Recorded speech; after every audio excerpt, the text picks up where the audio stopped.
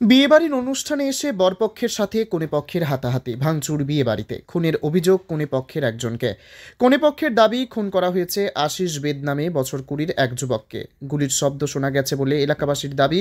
ঘটনাকে ঘিরে পশ্চিম বর্ধমানের দুর্গাপুরের অমরাবতী সংলগ্ন ভাম্বে কলোনি হরিমন্দির সংলগ্ন এলাকায় ব্যাপক চাঞ্চল্য। পুলিশ ঘিরে রেখেছে ঘটনাস্থল। গতকাল এই এলাকায় একটি বিয়ের বাড়ির অনুষ্ঠান ছিল। বিয়েবাড়িতে পাণ্ডবেশ্বর থেকে বরপক্ষের লোকজন আসার কিছুক্ষণ পরে বিয়েবাড়ির ডান্স প্ল্যাটফর্মে গান চেঞ্জ করাকে কেন্দ্র করে অশান্তির শুরু। গান চেঞ্জ করাতে রাজি হয়নি কনে বাড়ির লোকজন। এরপরেই শুরু হয় দুপক্ষের হাতাহাতি। ঠিক এ সময় কনে বাড়ির আত্মীয় আর্টিস্ট বেদকে টেনে হিঁচড়ে নিয়ে এসে খুনের অভিযোগ কনে বাড়ির লোকজনদের।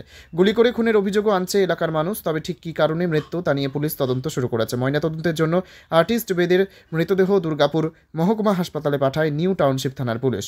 গোটা ঘটনার জেরে টানটান উত্তেজনা দুর্গাপুরের ভ্যাম্বে কলোনি এলাকায়। নিউ টাউনশিপ থানার পুলিশ অক্ষয় পাশি 30, আনুখা পাশি 48, বিকি পাসওয়ান 30 আরও কয়েকজনকে পুলিশ জিজ্ঞাসাবাদের জন্য আটক করে 14 দিনের রিমান্ড চেয়ে দুর্গাপুর মহকুমা আদালতে তোলা হলে বিচারক 6 দিনের পুলিশি হেফাজতের নির্দেশ দেয়। কালকে ছিলেন? হ্যাঁ, আমি ছিলাম কালকে।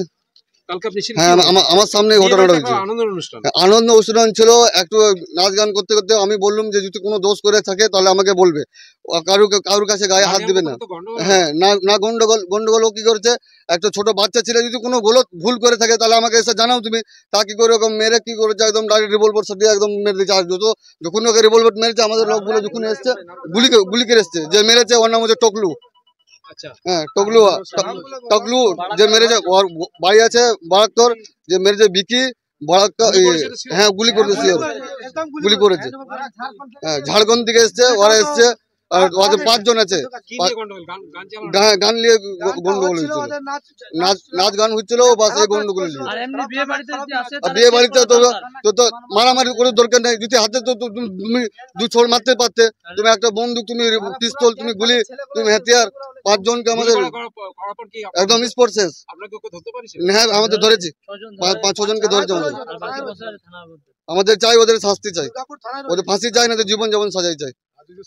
বিয়েটা তো কালকে হয়নি। না, বিয়ে তো কালকে হয়নি। ছেলের বাবা মা কি ছেলে ওরা কিছু বলেছে? না, ওরা কিছু এখন বলে নাই। ওদের এখন দাবি আছে, ওদের সঙ্গে এখন সব দাবি আছে। ছেলের মা বাবার সঙ্গেও দাবি আছে। ওদিকে এখন কিছু বলা যায় না।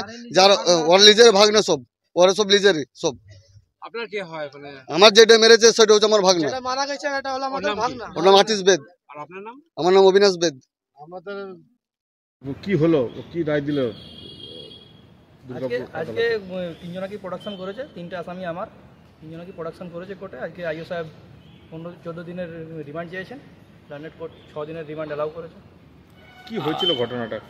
একটা বিয়ে বাড়িতে গান বাজনা নিয়ে একটা কেন্দ্র করে, ঝামেলাকে কেন্দ্র করে একটা গুলি চলেছে, একজন মারা গেছে। এখন তদন্ত হোক, তদন্ত হয়ে জানা যাবে। আপনি কোন পক্ষে উকিল? আমি আসামিদের উকিল। আপনারা কি চাইছিলেন? ইনভেস্টিগেশন হোক, ইনভেস্টিগেশনে যা বেরিয়ে আসবে, ইনভেস্টিগেশনের রেজাল্ট যা আসবে দেখা যাবে। আমার তো ক্লায়েন্ট নির্দোষ আছে। আদৌ কি গুলি চলেছে?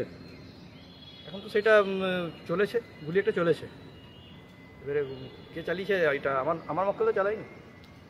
সেটারই কি তদন্ত চাইছেন? হ্যাঁ, সেটাই তদন্ত হোক, তদন্ত হয়ে বেরিয়ে আসবে। কতদিনের রিমান্ড হয়েছে? 6 দিনের রিমান্ড।